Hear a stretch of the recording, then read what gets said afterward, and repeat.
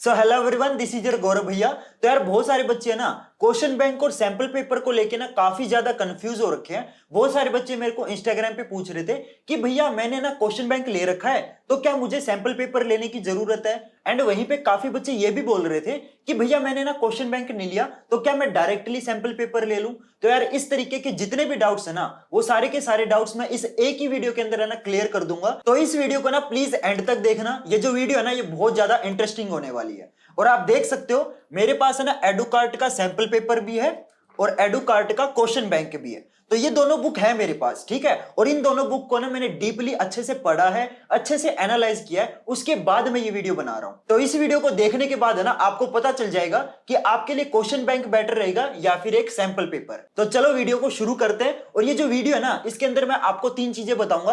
पहले पार्ट में मैं आपको इन दोनों बुक के जो डिफरेंस है ना वो बताऊंगा कि इन दोनों बुक में क्या क्या चीजें डिफरेंट है। सेकंड पार्ट में मैं आपको इन दोनों बुक की सिमिलरिटीज बताऊंगा कि इन दोनों बुक के अंदर ना क्या क्या चीजें आपकी कॉमन है। और लास्ट पार्ट में मैं आपको कंक्लूजन दूंगा कि आपको कौन सी बुक के लिए जाना चाहिए, ठीक है। तो चलो वीडियो शुरू करते हैं। तो सबसे पहले बात करते हैं क्वेश्चन बैंक की। तो आखिर क्वेश्चन बैंक होता क्या है। तो देखो जैसे नाम से ही पता चल रहा है क्वेश्चन बैंक यानी कि कलेक्शन ऑफ क्वेश्चन। तो इस बुक के अंदर है ना आपको बहुत सारे क्वेश्चन मिलेंगे एंड जितने भी क्वेश्चन मिलेंगे ना वो आपके चैप्टर वाइज अच्छे से अरेंज किए होंगे, ठीक है। जितने भी क्वेश्चन होंगे वो आपके चैप्टर वाइज होंगे। पहला चैप्टर होगा उससे रिलेटेड जितने भी क्वेश्चन है ना वहां मिल जाएंगे। फिर आपका सेकंड चैप्टर स्टार्ट होगा, जितने भी क्वेश्चन है सेकंड चैप्टर से रिलेटेड वो मिल जाएंगे।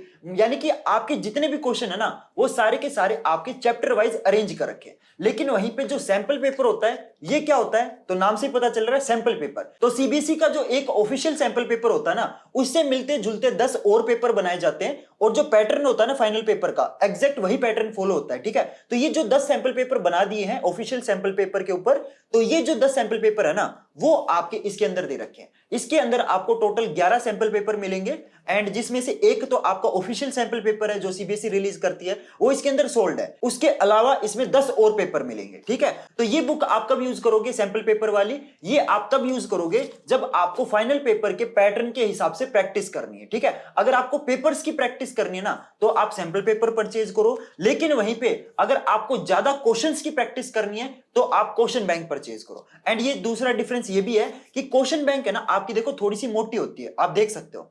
एंड वहीं पे जो आपकी सैंपल पेपर है ये थोड़ी सी पतली होती है।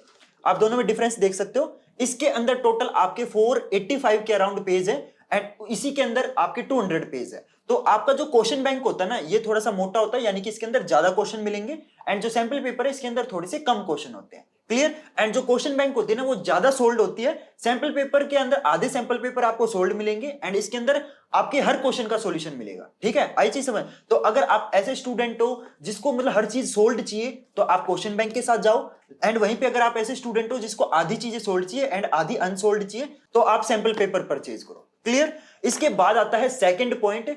आपकी जो क्वेश्चन बैंक होती है ना ये थोड़ी सी कॉस्टली होती है कंपैरेटिवली टू सैंपल पेपर। अब ये सोच लो जितने की ये क्वेश्चन बैंक है ना उतने में आपके 2 सैंपल पेपर आ जाएंगे। ऑब्वियस सी बात है इसके अंदर नंबर ऑफ पेजेस कम है और इसके अंदर नंबर ऑफ पेजेस ज्यादा है। तो ये सिंपल सी बात है, थोड़ी सी महंगी आएगी एंड ये आपकी थोड़ी सी सस्ती आती है, ठीक है।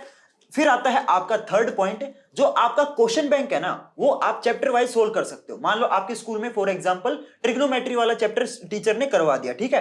तो अब क्या करोगे, आपके इसके अंदर सारे क्वेश्चन चैप्टर वाइज दे रखे हैं। तो सिंपल सी बात है इसके अंदर आप ट्रिग्नोमेट्री वाला चैप्टर खोलोगे, क्वेश्चन बैंक की बात कर रहा हूं। क्वेश्चन बैंक के अंदर जितने भी क्वेश्चन होते हैं ना वो आपके चैप्टर वाइज होते हैं, ठीक है। तो इसके अंदर आप क्या करोगे, ट्रिग्नोमेट्री वाला चैप्टर ओपन करोगे एंड ट्रिग्नोमेट्री से रिलेटेड सारे क्वेश्चन ट्राई करने लग जाओगे, राइट, प्रैक्टिस करने लग जाओगे। लेकिन वहीं पे जो सैंपल पेपर होते हैं ना इसके अंदर आपको कुछ भी चैप्टर वाइज नहीं मिलेगा। ये आप तभी सोल्व कर सकते हो जब आपके स्कूल के अंदर कंप्लीट सिलेबस करवा दिया जाए, ठीक है। उससे पहले आप नहीं कर पाओगे क्योंकि अगर आप हर एक सैंपल पेपर के अंदर ट्रिग्नोमेट्री वाला क्वेश्चन ढूंढने लगोगे ना तो आपका टाइम वेस्ट होगा। लेकिन वहीं पे क्वेश्चन बैंक के अंदर क्या होता है आपके चैप्टर वाइज होंगे तो ट्रिग्नोमेट्री से रिलेटेड जितने भी क्वेश्चन वो आपको एक ही जगह मिल जाएंगे। तो अगर आप ऐसे स्टूडेंट हो जो चैप्टर वाइज प्रैक्टिस करना पसंद करता है तो आप क्वेश्चन बैंक लो। लेकिन वहीं पे अगर आप ऐसे स्टूडेंट हो जो डायरेक्ट सैंपल पेपर की प्रैक्टिस करना चाहता है तो आप सैंपल पेपर लो, क्लियर। आई चीज समझ। तो ये हो गया आपका तीसरा पॉइंट। अब मैं आपको ना चौथा डिफरेंस बताता हूं।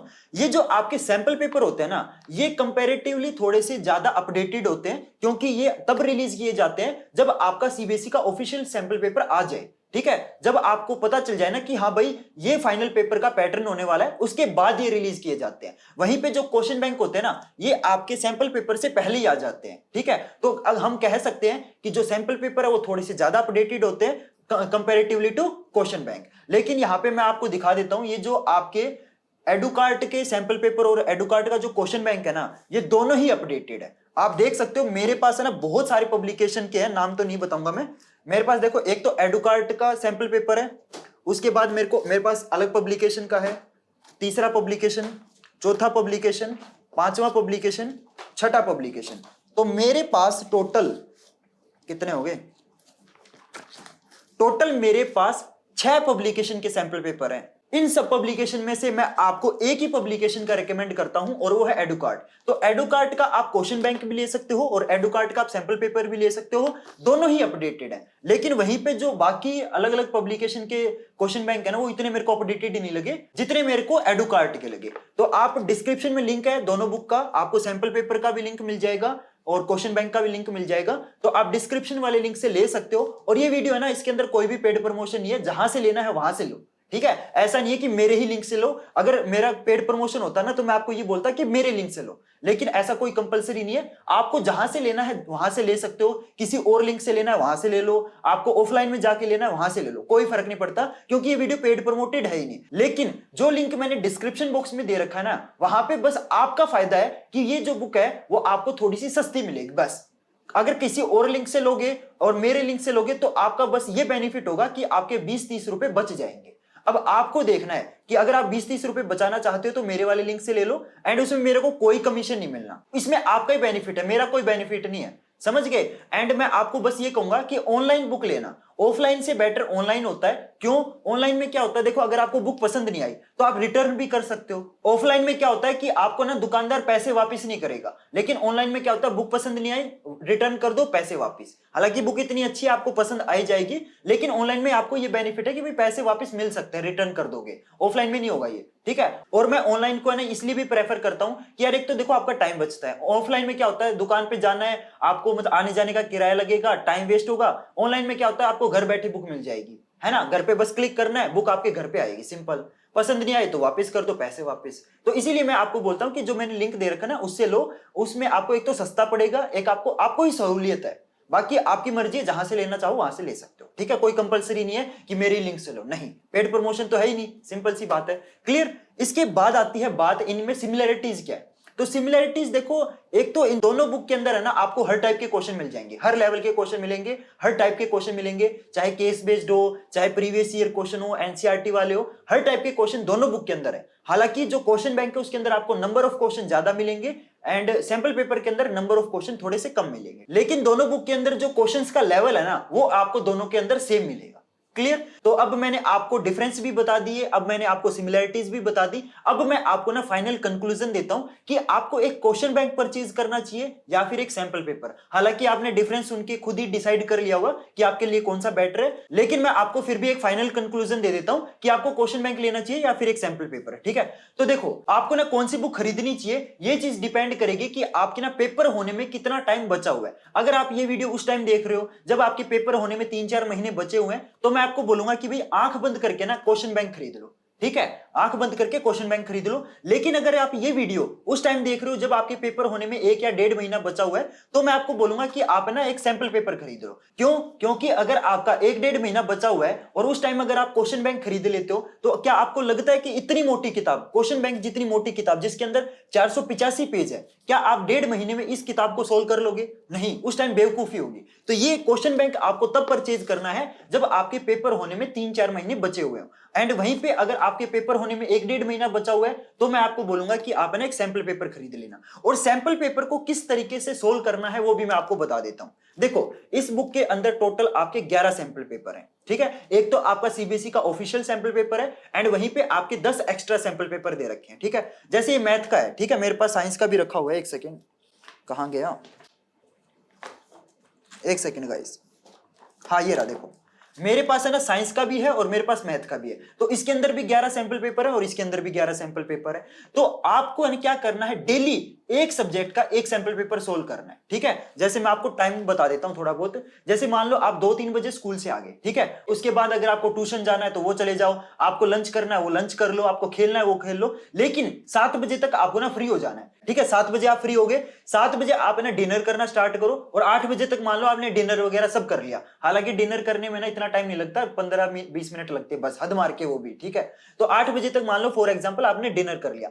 8 बजे ना अपनी वाटर बोतल लेके बैठो, अपनी पूरी स्टेशनरी आइटम जितना भी होता है, पेन पेंसिल स्केल वगैरह लेके बैठो, एंड आप कोई भी बुक, जो भी सैंपल पेपर वाली बुक आपने ली है, उसमें से एक सैंपल पेपर चूज कर लो कि भैया आज मेरे को 8 बजे से लेके 11 बजे तक, जिस तरीके से आपका फाइनल पेपर होने वाला है ना, उस तरीके से सोचो कि भाई 8 से 11 मेरा फाइनल पेपर चल रहा है बस, ठीक है। उस टाइम आपको एक सैंपल पेपर सोल्व करना है, और उस 3 घंटे के दौरान ना तो आपको खड़ा होना है, आपको ना अपनी सीटिंग बनानी है। आप बैठ गए, टाइम सेट कर लिया कि भाई 3 घंटे तक मैं खड़ी नहीं होंगी, 3 घंटे का मेरा बस यही टारगेट है कि मेरे को ये सैंपल पेपर सोल्व करना, दैट्स इट, ठीक है। अपनी वाटर बोतल पानी पीना उसी से पियो, मतलब आप ऐसे सोचना कि आप फाइनल पेपर में ही बैठे हो। उससे क्या होगा, आपकी ना प्रैक्टिस होगी। ये जो सैंपल पेपर होते हैं ना, और कुछ नहीं, ये आपकी ना फाइनल पेपर की प्रैक्टिस करवाते हैं, और आपके अंदर का ना कॉन्फिडेंस बूस्ट करते हैं, ठीक है। तो इन सैंपल पेपर का बेस्ट यूज इसी तरीके से किया जा सकता है कि आप कम से कम अपने 3 घंटे की सीटिंग बनाओ, एंड उसी दौरान आप इस तरीके से इमेजिन करो कि आप फाइनल पेपर के अंदर ही बैठे हुए हैं, तभी जाके इन बुक्स का फायदा होगा। वरना इन बुक्स का खरीदने का कोई फायदा नहीं। अगर आप अपने 3 घंटे की सीटिंग नहीं बना सकते ना, तो बेशक मत लो ये बुक, सच बता रहा हूं। अगर आप सीटिंग बना सकते हो तो ही इन बुक का लेने का फायदा है, वरना वही बात है, घर में किताबें भरते रहोगे, घर को लाइब्रेरी बना दोगे, फायदा नहीं है कुछ। क्लियर, आई चीज समझ? तो मैंने आपको अच्छे से समझा दिया कि अगर आपके 3-4 महीने बचे हुए हैं तो आप क्या करो, क्वेश्चन बैंक करो, और अगर आपका 1-1.5 महीना बचा हुआ है तो आप सैंपल पेपर करो। और सैंपल पेपर किस तरीके से करना है वो भी मैंने बता दिया, 3 घंटे की सीटिंग बनानी है, दैट्स इट। Clear guys? तो होप करता हूं आपको ये वीडियो है ना डिसाइड करने में हेल्प करेगी कि आपको एक क्वेश्चन बैंक लेना चाहिए या फिर एक सैंपल पेपर लेना चाहिए। तो मैंने ना एडुकार्ट के क्वेश्चन बैंक का भी और सैंपल पेपर का भी दोनों का लिंक आपको डिस्क्रिप्शन बॉक्स में दे दिया है। तो डिस्क्रिप्शन वाले लिंक से ना आप इन दोनों बुक्स को परचेज भी कर सकते हो। बाकी कोई कंपलसरी नहीं है कि मेरे ही लिंक से परचेज करना, नहीं, जहां से करना है वहां से कर लो, क्योंकि ये वीडियो बिल्कुल भी पेड प्रमोटेड नहीं है। क्लियर, आई समझ? ये बस मैं ये जो एडुकार्ट का नाम ले रहा हूं ना, ये मैं अपने पसंद से ले रहा हूं, क्योंकि मेरे को पसंद आई है, ठीक है, और मैं चाहता हूं कि आपका फायदा हो। ये वीडियो कोई भी पेड प्रमोटेड नहीं है, इस वीडियो का ना मेरे को कुछ पैसा नहीं मिलने वाला। जहां से लेना है, जिसका भी लेना है ले सकते हो, बस मैंने अपनी प्रेफरेंस बता दी कि मेरे को एडुकार्ट पसंद है, बाकी आप अपना देख लो। Clear guys? तो होप करता हूं आपको ये समझ आ गया होगा कि आपके लिए एक क्वेश्चन बैंक बेटर रहेगा या फिर एक सैंपल पेपर। तो होप करता हूं आपको ये वीडियो हेल्प करेगी, एंड प्लीज इस वीडियो को यार अपने फ्रेंड्स और क्लासमेट के साथ जरूर शेयर करना, ताकि उनको भी पता चल जाए कि उनको एक क्वेश्चन बैंक लेना चाहिए या फिर एक सैंपल पेपर। और प्लीज यार इस वीडियो को ना लाइक कर देना, चैनल को सब्सक्राइब कर लेना, और प्लीज मेरे को ना कमेंट करके बताना कि ये जो वीडियो ना ये आपको कैसे लगी। एंड इसके साथ मेरे को ये भी बताना कि आपको ना नेक्स्ट वीडियो किस टॉपिक के ऊपर चाहिए। क्या आपको एडुकार्ट के क्वेश्चन बैंक का रिव्यू चाहिए? डिटेल्ड में आपको इस बुक का रिव्यू दे दूंगा, अच्छे से इस बुक के अंदर आपको क्या क्या मिलेगा अच्छे से आपको एक्सप्लेन कर दूंगा। एंड अगर आपको एडुकार्ट के सैंपल पेपर का रिव्यू चाहिए वो भी मेरे को बता दो, दोनों का मैं रिव्यू अपने चैनल पे अच्छे से अपलोड कर दूंगा। तो प्लीज यार मेरे को कमेंट करके बताना, अगर डिमांड आएगी ना तो मैं जरूर अपलोड करूंगा, ठीक है। तो मिलते हैं गाइस फिर नेक्स्ट वीडियो में नए टॉपिक के साथ, तब तक के लिए good bye and have a nice day.